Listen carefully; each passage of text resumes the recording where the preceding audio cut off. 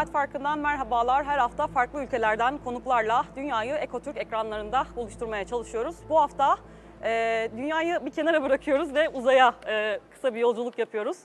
NASA'nın 50 yıllık uzay çalışmalarını ve deneyimlerini yansıtan çok güzel bir sergideyiz şu an. NASA Uzay sergisindeyiz. Sergi geçtiğimiz günlerde İstanbul'da kapılarını açtı. Ve etkinlik kapsamında Avrupa Uzay Ajansı'ndan dünyaca ünlü bir astronot İstanbul'da kendisi bizlere vakit ayırdı, bizleri kırmadı sağ olsun. 2 kez uzaya giden, toplamda 204 günü uzayda geçirerek Avrupa tarihinin en uzun uzay uçuşunu gerçekleştiren Hollandalı astronot Kuipers bizlerle. Kendisiyle bu hafta biraz dünyayı uzaydan konuşacağız. Welcome, Mr. Kuipers. Thank you. Thank you very much for your time. I think this is your third time in Istanbul. Yes, that's correct. But probably before you have seen it from space. Also, yes. Welcome back then. Thank you. Mr. Kuipers, being an astronaut is a dream for many kids. Whenever you ask a child, probably most of them would say, I want to be an astronaut when I grew up. Even I remember myself dreaming of being an astronaut probably when I was 8 or something. So was it your childhood dream? First of all, I want to ask, could you please tell us your story that ended up in space? Yes. Well, it started when I was about 12 years old and I got science fiction books from my grandmother. And that was fantastic. Adventures with rockets and spacesuits and other planets. But it was a dream, like many children have their dream, because it didn't exist. It was only something for America and something in the Soviet Union. For the rest of the world, well, it didn't exist. But then it came closer, and we saw also that Europe started to participate, and we had the European Space Agency, and the Netherlands participated. So all of a sudden there was an astronaut from the Netherlands, the first one, Robotic Arm, and I thought, oh, this is a scientist, it's not a test pilot. I saw astronauts with glasses on, and I was wearing glasses. So I thought, these are normal people, maybe I can do it as well. And then I started to work on it. What do you need? What kind of education? And then, of course, you need to wait till they need new astronauts. And that finally happened. And I tried it. I thought, okay, the chance is very small that you become an astronaut, but it's not zero. So that's how I tried it. And then, to my surprise, actually, I got selected. So this is, it started with my grandmother. Well, Mr. Kuipers, I also realized that you studied medicine at university. So I think this gave you also a better understanding of the medical aspects of being an astronaut. I also want to ask you, why did you study medicine, by the way? Was your dream becoming a doctor or becoming an astronaut, or both? And also I want to ask you what kind of physical and mental conditions you need to have in order to become an astronaut. So 2 questions. Yes. Well, astronauts have different backgrounds. There are pilots, engineers, scientists, also medical doctors. So scientific backgrounds and technical backgrounds. And why did I study medicine? Because of the same reasons actually that I like space. It was first, it's adventurous, it's exciting, things happen, you have to be fast, there's some pressure on it. It's beautiful to see an eye from the inside, for example, like space is beautiful, and it's very useful. Both space flight and medicine is very useful for people. You help people, you find new things, etc. So these are the reasons that I wanted to study medicine. And then, indeed, I wanted to make the combination. What happens with the human body in space? Because we are not made for space. We are made to walk around on the floor with our legs in air pressure. And in space, all these things change. And you get the weightlessness. You get the problems with bones, with the lungs, with the blood flow. A lot of things happen when you're weightless. Space sickness, a bit like sea sickness or car sickness. Yeah. So I wanted to study all the effects on the human body. And that's how I made a combination. So I worked as a doctor first for the European Space Agency to study all these things. Wow. Together with Americans and Russians, Europeans, all kind of research. Wow. And then I got a chance to do it myself and be my own test subject. Wow, it's a fantastic story, really. The journey itself to space is a long one, but I think training part is even longer and maybe more challenging. So what kind of preparations are needed for space travel? And both mentally and physically, of course. And how are astronauts being trained for this difficult and exciting task? And how was your journey? Yeah, what you need for an astronaut is somebody who is healthy, of course, but you don't need to be a top athlete. You don't have time for that, but you need to be in good condition. But it's important that you are a team player, that you have your scientific background, but that you can work with other people.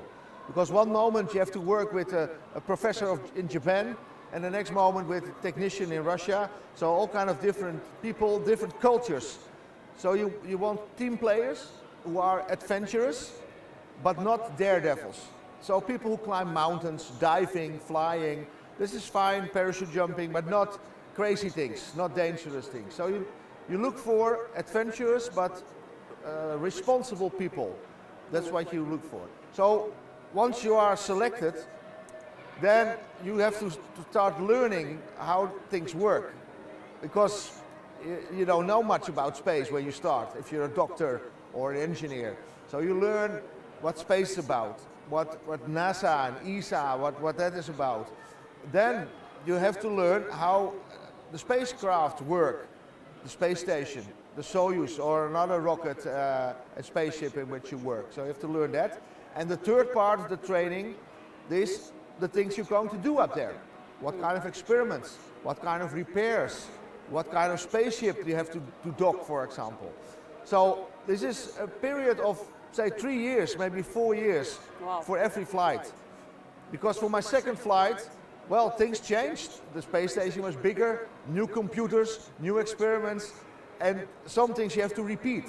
Your survival training, etc., etc. So it's a long road, but very interesting, because you have to learn all these things in all these different places. In America, in Japan, in Canada, in Russia, in Europe, a lot of different places. So very interesting, but long. So it's longer than the journey itself, because your journey total, I think, it took 204 days, right? In total, yes. I made 2 flights. 2 flights. And in total was 204 days. And preparation for each is much longer. You said 3 years. Yes, wow. That's right. That's correct. So what was the most challenging part of the journey itself to space? Very challenging is, for example, to learn Russian, because I was already 40 when I started. And then you have to learn a new language, a technical language. But it works. You know, the instructors are good. They say, okay, we can teach you how to fly a Russian spacecraft. I'm a medical doctor from Holland. I didn't speak Russian. I'm not a test pilot. But they say, okay, we can teach you. If you dive into it, you study hard, we can do it. And in the end, you can fly it. You know how everything works. So that is a difficult one, to learn the language. Also, very interesting was the robotic arm. We have a Canadian robotic arm on the station. It's used a lot for inspections, to move things around, etc. But you don't want accidents with it. So you have to be very careful on how to operate it. You can program it, you can steer it with joysticks, and so it's a very interesting training, the robotic arm. These are the most challenging parts, to do it good. Yeah. And once you were inside space, what was also the most challenging once part? you are in space, what was strange is that everybody's watching you, because there's always cameras on, and a lot of people work on the ground, and they look at you all the time, more or less, what you do. So you have to get used to it, that there's constant cameras on you. Not at night and in the sleeping cabin,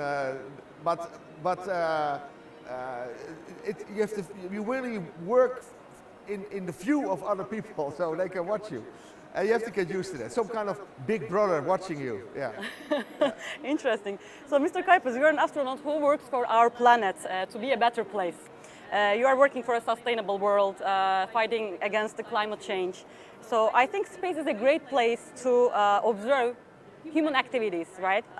So, I wonder how looking down the Earth raised your awareness about this issue. Yes, but from space, you see how thin the atmosphere is. It's a very thin layer. You have to feel it if you blow very hard, that you blow off the whole atmosphere. It's such a thin layer. And we're all in there. We're all in this very thin layer of water and air. That's it. You are flying in the space station around the Earth with 28,000 kilometers per hour. So in 1.5 hours, in 19 minutes, you are around. Wow. And you've seen the whole world. And the Earth moves under you. So every time you see this, the small, it's so small, you feel that it's very fragile sphere with a very thin layer, and it's limited. There's a lot of deserts, there's a lot of high mountains, there's a lot of salt water. Fertile soil is limited, and you realize that this is it. This is our oasis. Space itself is hostile. It's cold. There's vacuum. There's no air. There's radiation. So this is our only place, our oasis, our planet, and we're all on it. We're all astronauts. Everybody is an astronaut on a spaceship Earth that's going around the sun in a hostile environment. So you realize that we have to be careful with that. We cannot just escape and go to another planet easily. There will be some astronauts going to Mars. Yeah, we will talk about that. Yes, yeah. that will happen, but it's not a place to live for everybody. So we have to be careful with our planet.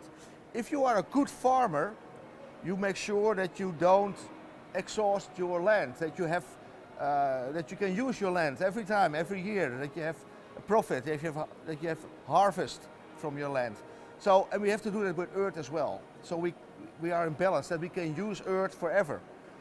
But that means that you have to be careful and not empty, and then in the end we have nothing. No more trees, no more fish. So we have to be careful. And you see it. If you go in space, you see, oh, this is everything we have. Let's be careful. Wow, yeah, very interesting. Mr. Kuipers, I also want to talk about the space race of countries. Well, the US is certainly still leading, but there are also other countries involved in space exploration. For instance, the United Arab Emirates recently became the first Arab country to reach Mars. And so space is emerging as a new field of competition between regional powers. So how do you see the geopolitics of space? You see more like a competition or cooperation up there? That's an interesting one.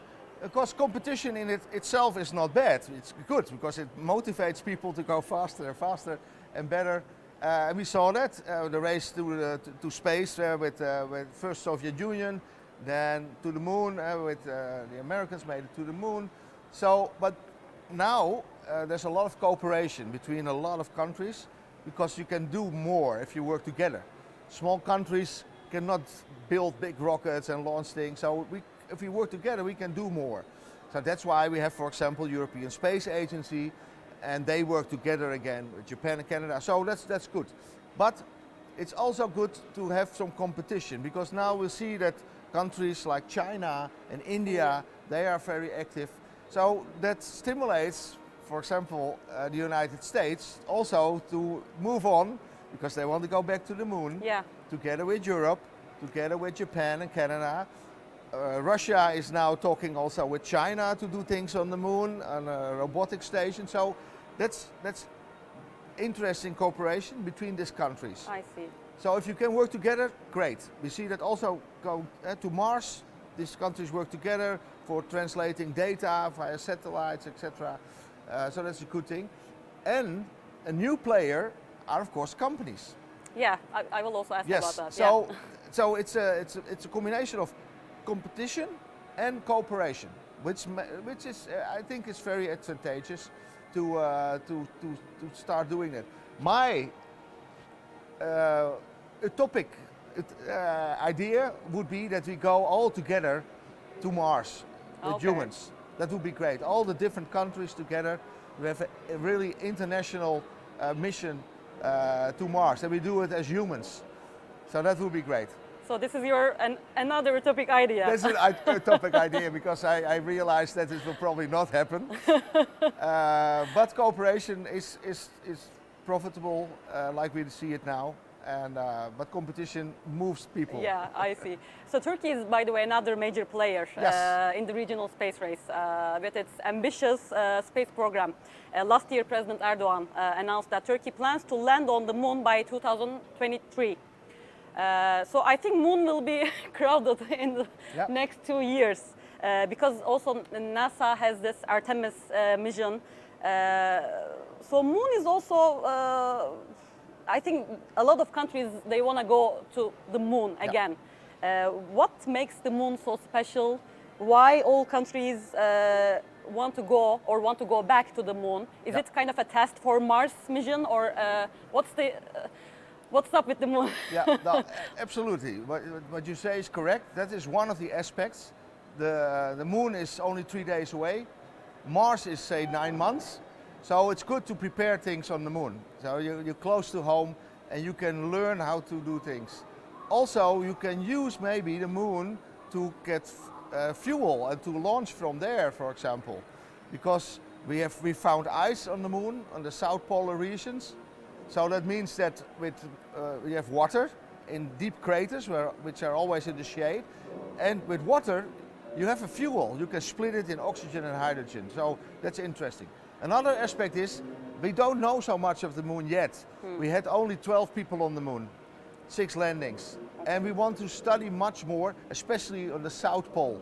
That's an interesting place. So science, it's preparation for Mars.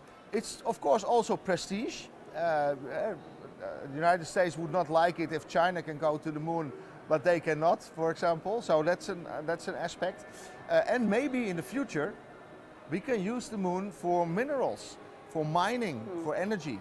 So these are several aspects to go to the moon first, and then we continue to Mars. Okay, Mr. Kuipers, well, the space is also becoming more and more commercial. The way we look at space maybe is not purely scientific anymore. It is maybe more for economic benefits, because lots of companies, private companies, are leading especially for this space flight. So what do you think about the future of private space travel and space tourism? And is it true that the way we look at the space is changing? Do you see that change more for economic purposes? Space first was a new area, a new place, a new country in that sense. So first you have governments. They take the risk to go there to test. If it works, you leave it to companies. They are more efficient, they have competition. So we see it already with communication satellites, navigation satellites, Earth observation, weather satellites. Also Turkey sending up communication satellites, etc. So this is already a market. A rocket, who has the best rocket, who has the cheapest rocket, that's already working. And now it also works with humans. You have companies like SpaceX, but also other companies who are building their own spacecraft because they're more efficient, they can do it better, faster, and that's good. So if it's easier, we know now how it works. We can send commercial spacecraft, we can send tourists up. This is a normal process. It happened with shipping, it happened with aviation, and now we see it in space. Of course, we have to be very careful, safety first, but it's possible. We know now how to do this.